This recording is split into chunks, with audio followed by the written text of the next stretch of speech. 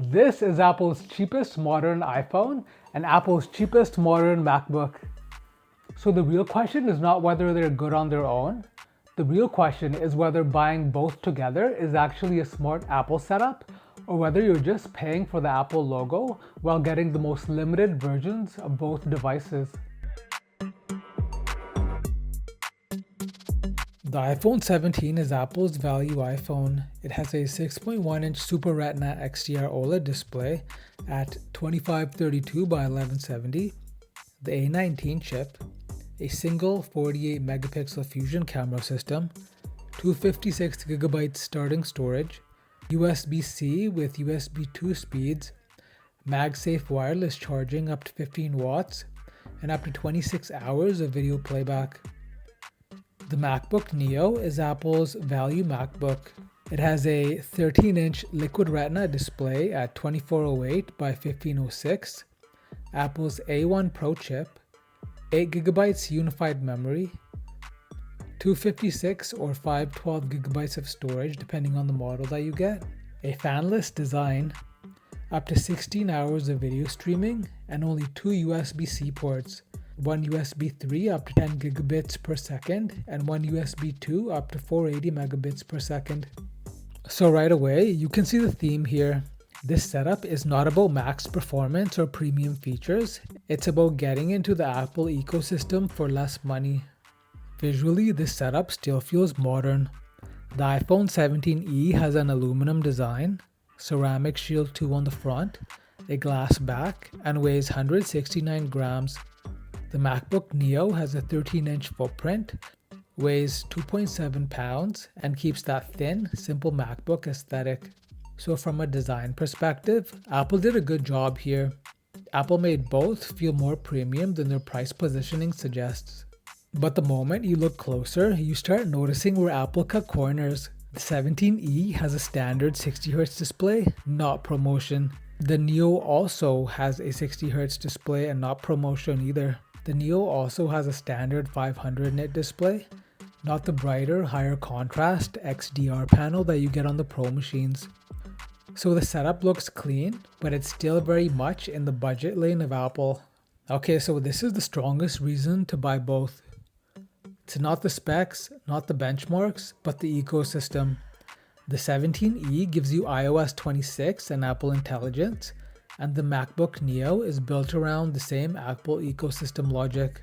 So if you text on your phone, browse on your laptop, airdrop files, copy and paste between devices, use photos, notes, Safari, FaceTime, or messages, this setup is genuinely convenient in a way that cheaper mixed brand setups often are not. If your priority is having a simple, polished, low-friction Apple experience, this combo actually makes a lot of sense. Now, on the phone side, the 17e is actually pretty easy to like. You get a 6.1-inch OLED display at 2532 by 1170 and 460 ppi, Face ID, the action button, A19 with a 6-core CPU and 4-core GPU, MagSafe up to 15 watts, Qi 2 up to 15 watts, 256 GB starting storage, 5G with Apple's C1X modem, and up to 26 hours of video playback. For most normal people, this is a strong package, but Apple's compromises are also obvious. This is a 60Hz display. Brightness is 800 nits typical, which is fine, but not flagship level. The USB-C port is USB 2, only at up to 480 megabits a second. And on the camera side, you only get one 48 megapixel fusion system with a 2x telephoto option, not a true multi-camera flagship setup. So the 17e is a good value iPhone, but it is still very much a trimmed down iPhone. As for the MacBook Neo is where the trade-offs become even more obvious. You get a 13-inch Liquid Retina display at 2408 by 1506 and 219 ppi with 500 nits brightness. You also get Apple's A18 Pro chip with a 6-core CPU, 5-core GPU, 16-core neural engine, 60 gigabytes a second memory bandwidth, 8 gigabytes unified memory, and 256 to 512 gigabytes of storage. It's also completely fanless, which means silent operation. That all sounds fine until you compare it to what a MacBook Air or Pro gives you, because this is still an A18 Pro chip with only 8 GB of memory. Apple also limits the ports hard. You get one USB 3 USB-C port, one USB 2 USB-C port, and a headphone jack, and support for one external display up to 4K at 60 Hz. So if you mostly browse, write, study, stream, and do basic office work, the Neo is fine. But if you want a MacBook that feels truly flexible long term, this is where the compromises are impossible to ignore. As a pair, the setup is fast enough for what most people actually do. The 17E has the A19, which Apple positions as the same generation powering the iPhone 17 lineup. And the Neo has the A18 Pro with hardware accelerated ray tracing, ProRes support, AV1 decode, and solid media engines. So for casual use, such as messaging, web browsing, streaming, documents, email, social media, media consumption, the setup will feel quick. But this is also where credibility matters. This is not a performance first setup. The Neo's A18 Pro and 8 GB of memory are not what I would recommend to someone doing serious work. If you're doing serious editing, heavier creative work, or long-term demanding multitasking, then unfortunately this is not suitable. And the 17E's A19 is strong, but the phone itself still has budget tier limitations everywhere. So yes, the setup is smooth, but no, it is not Apple's serious user setup. Just think of it this way, this combo is built for convenience and not power. Next, the display story is very similar on both devices. On the 17E, you get a sharp 6.1-inch OLED, whereas on the Neo, you get a sharp 13-inch IPS-style liquid retina display. Neither of these displays are within Apple's premium display tier. So the honest take is this, both screens are absolutely usable and both look good, but neither one gives you the high-end Apple wow factor that you get from ProMotion, XDR, or a truly flagship panel. This setup looks nice, not luxurious.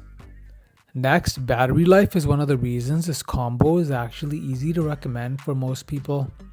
Apple rates the iPhone 17e for up to 26 hours of video playback and fast charging to 50% in 30 minutes with a 25-watt adapter or higher. The MacBook Neo is rated for up to 16 hours of video streaming and up to 11 hours of wireless web. So if your day is school, work documents, streaming, texting, email, and casual use, this setup is practical. Also, the convenience angle matters. The iPhone 17e now has MagSafe up to 15 watts, and the Neo is light enough to carry around at only 2.7 pounds. So in day-to-day life, this setup is genuinely easy to live with. The communication side of the laptop is solid, but again, not premium. The 17E gives you the 40-megapixel fusion camera with next-generation portraits and 2x telephoto capability, which is enough for everyday photos and social content. The Neo gives you a 1080p FaceTime HD camera, a dual speaker system, and a dual mic array with directional beamforming. That's fine for video calls, classes, and meetings. But if you want to sound rich and full on calls, or you care about best-in-class laptop speakers, or you want premium webcam quality, this is not the setup. This is functional, not flex-worthy. So who should buy this combo? This setup makes the most sense for students, casual users, and people who want a simple Apple life without paying pro money. If your life is messaging, social media, schoolwork, writing, web browsing, FaceTime, Netflix, email, AirDrop, and general everyday convenience, then the iPhone 17e plus this MacBook Neo is a smart, clean, low-stress setup. So who should not buy this combo? You should not buy this combo if you care about a high refresh rate display, stronger cameras, more storage flexibility, more memory, heavier multitasking, better port selection, or a more future-proof machine.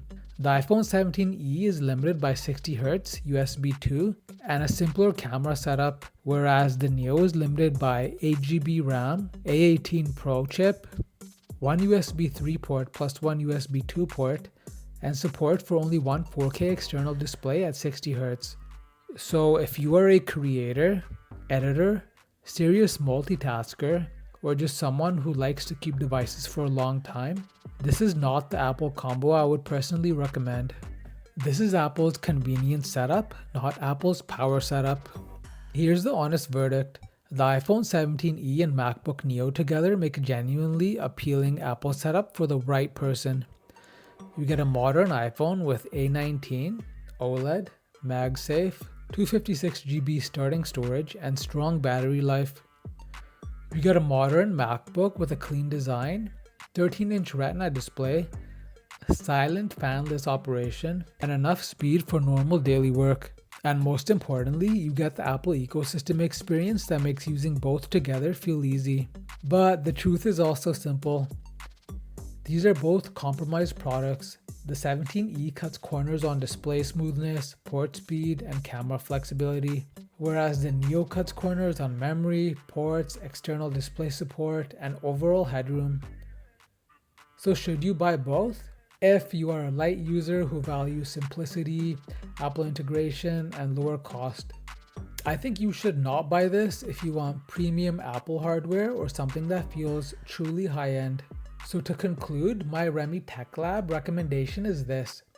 Buy this setup if you want the cheapest, newest, modern all-Apple experience and you know your needs are basic.